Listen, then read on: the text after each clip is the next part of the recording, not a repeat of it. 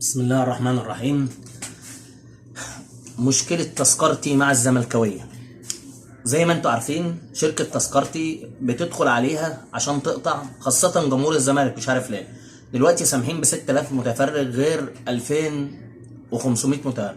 شركة تذكرتي بتدخل عليها تكتب الزمالك، الفريق المفضل الزمالك، بيطلع لك حاجات غريبة جدا. ممكن يطلع لك طلائع الجيش ما تعرفش تغيره، ممكن يطلع لك انبي، ممكن يطلع لك اي حاجة. فمش عارف شركة تذكرتي، زائد ان قال لك التذاكر نفذت، والتذاكر بتاع ماتش الزمالك وسموحه لسه موجوده لغايه دلوقتي.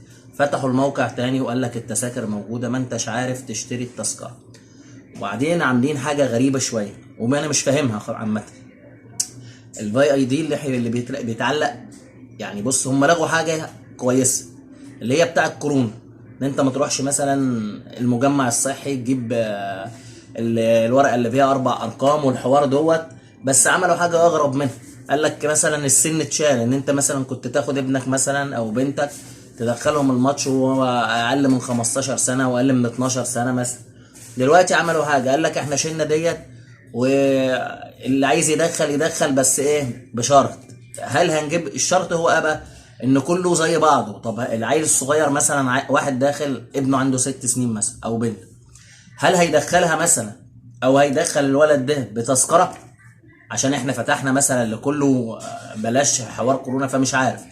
التذاكر دي يبدا في ماتشات الزمالك بس اللي بيحصل فيها كده، رغم ان الاجبار الجماهيري، اكتر اجبار جماهيري على التذاكر هو ماتشات الزمالك.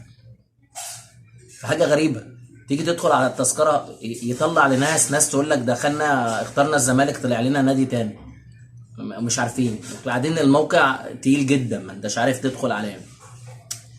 فمش عارف، مش عارف شركه تذكرتي يعني مثلا ايه الاخبار بتاعتها مع الزمالك، انا مش عارف. نروح بقى عشان بقى ماتشات الدوري هتبدا بكره، والزمالك هيلعب اول ماتش له الساعه 7 استاد المقاولين العرب مع سموحه. الزمالك بيستعد جيدا للقاء سموحه، عوده امام عاشور تاني وعوده الونش من الاصابه، هي كانت اصابه خفيفه وعوده الونش. وحسام عبد المجيد مشكلته انه ممكن يلعب الماتش بكره، بس الماتش كاس السوبر بتاع الاهلي ممكن يغيب في ماتش كاس السوبر نظرا لانه هينضم للمنتخب الاولمبي. لعيب زي حسام عبد المجيد لعيب صراحه عالي جدا، لعيب بيجيد العاب الهوا، لعيب سريع، وناشئ لسه صغير مثلا 22 سنه لسه صغير. فلعيب خساره انه ما يلعبش الماتشات، مثلا انه يكون منضم للمنتخب الاولمبي او ما يلعبش كاس السوبر ضد الاهلي، لان كاس السوبر ده هيتلعب يوم 28 الشهر، خلاص احنا النهارده 17. فالماتشات هتتوالى، الزمالك هيلعب ماتشين ويلعب كاس السوبر ويرجع يلعب، الماتشات هتتوالى. وماتشات الزمالك صعبه في البدايه جدا. ماتشات الزمالك هيقابل سموحه، هيقابل بعد سموحه سيراميكا كليوباترا اللي ضامن اكبر عدد من اللاعبين المميزين، هيلاعب بيراميدز، هيلاعب الاهلي. ماتشات الزمالك المتتاليه اللي ورا بعضيها صعبه جدا، فلازم تكاتف زي السنه اللي فاتت كده. زي السنه اللي فاتت في نهايه الدوري كان فاضل 11 ماتش، وانا قلت لكم لازم نقف معاهم ونتكاتف، والحمد لله كسبوا 3/4 الماتشات، كسبوا يعني نهوا الدوري قبل ما ينتهي الدوري ب3 اسابيع. احنا عايزين نفس الوضع كده ناخده من البدايه، ناخد ماتش بماتشه. المباراه الاولى عندنا سموحه، ماتش صعب مش ماتش سهل. ما ناخدش ثقه ان احنا كسبنا في افريقيا، الفريق كان دون المستوى، وفرق الافريقيه في البدايه بتبقى دون المستوى. يعني ما ناخدش مثلا انت اعلى انت احسن، لا، اثبت الكلام ده جوه الملعب، اثبت الكلام ده. عندك لعيبه، انت شريت لعيبه، اللعيبه ديت عندها الحافز انها تثبت نفسها جوه الملعب. اللعيب اللي لسه جاي من بنين سامسون عايز يثبت نفسه. كل اللعيبه تتكاتف من اول ماتش، لان لما انت بتفقد نقط الامور بتصعب عليك والنفسيه بتتعب. سواء النفسيه بتتعب من اللعيبه او الجهاز الفني او الجماهير نفسها بتبقى عامل في الوقت ده. اما انت بتخسر بتبقى عامل تعبانه النفسيه، عايزاك تكسب، فتعبى نفسيتك وحطك تحت ضغوط. حتى الهجمه اللي انت بتضيعها والفرصه اللي انت بتضيعها، اللعيبه الجماهير عايزه الكره، عايزاك تكسب باي طريقه، فما تعرضش نفسك للحوار ده خالص. خاصه إن ما تبصش ان سموحه اقل منك، لا، الفرق كلها بتبتدي الدوري عايزه تلم نقاط باي طريقه عشان تريحها في الدور الثاني. الفرق اللي زي دي اللي بتبقى عايزه تدخل المنتصف او تحقق مركز، بتبقى عايزه تبدي الدوري بقوه عشان تستريح في الدور الثاني، تبقى ما تدخلش في معمعه الهبوط والحوارات. ماتشات البدايه بتاعت الزمالك صراحه صعبه عن كل الفرق، صعبه صعبه صعبه. انت مش هتلاقي فريق يلعب الفرق القويه دي، سموحه وسيراميكا كليوباترا وبيراميدز والاهلي، 4 ماتشات ورا بعض جامدين جدا، وبعدهم انبي. يعني هي هنقول انبي قليل شويه عشان الصفقات اللي رغم ان ما شفناش اللعيبه اللي جاب، بس اغلبهم لعيبه من الدرجه الثانيه. وبعدين المصري قوي جدا. الصفقات اللي عاملها النادي المصري ديت، اي صفقه المصري بيدخل فيها دلوقتي بياخدها. وبمناسبه النادي المصري، انا مش عارف يا جماعه النادي المصري ما بيلعبش، مش هنقول على ارضه ليه، ما بيلعبش على قناه السويس ليه؟ النادي المصري مقدم انه يلعب، اختار الملعب ملعب هيئه قناه السويس، والملعب البديل برضه ملعب السويس الجديد.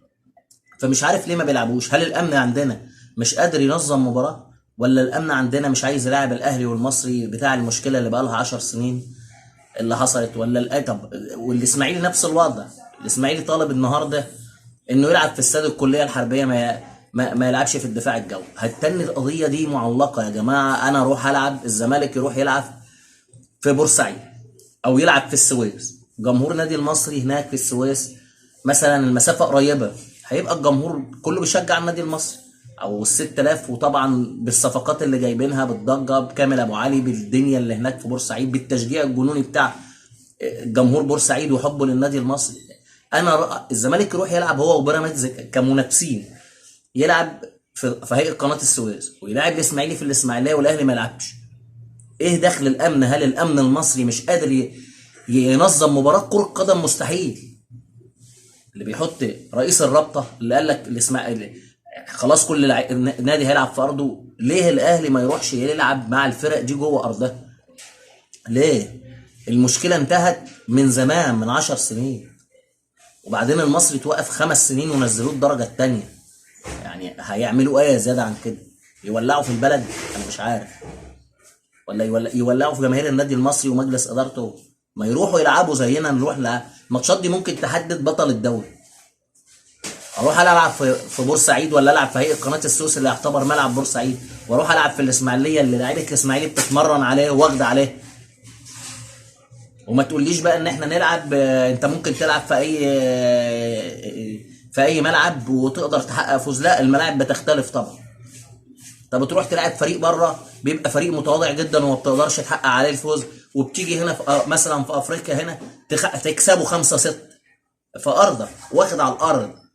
والعامل النفسي عامل كبير جدا للناس دي، والجمهور بتاعهم نفسه بيأثر عليك نفسه، والجو، كل حاجه، والاتوبيس اللي انت واخده، والنوم اللي انت حاطه نايمه في الفندق. يا جماعه ما ينفعش، لازم كل الفرق عشان يبقى دوري قوي. الدوريات العربيه كلها قويه من كده. بصوا الدوري المغربي كل الفرق لها شعبيتها وجماهيريتها، وبيروحوا يلعبوا في ارض بعض، يبقى دوري قوي. انما بالمنظر ده مفيش فايده. يعني انا مش عارف، مفيش فايده. الاهلي هيتهنوا يلعب في استاد الدفاع الجوي مع الاسماعيلي لامتى؟ وايه اللي عمله الاسماعيلي؟ ونفس الحاله المصري، مش عارف. ويقول لك الامن، كل حاجه هيجيبوها على الامن. الامن بينظم مباريات لمصر 120,000 متفرج بيدخلوا الملعب، بيبقى بره وجوه زي ماتش السنغال وغيره. الامن ملوش اي علاقه، هو بس الناس المسؤوله اللي ماسكه الحاجات دي هي اللي عايزه كده. ان شاء الله بدايه تبقى خير لنادي الزمالك، نتمنى له الفوز في اول مباراه، وتبقى دافع للمباريات القادمه والكاس السوبر. في نهايه الفيديو ما تنساش تعمل لايك وشير وتشترك في القناه، والسلام عليكم ورحمه الله وبركاته.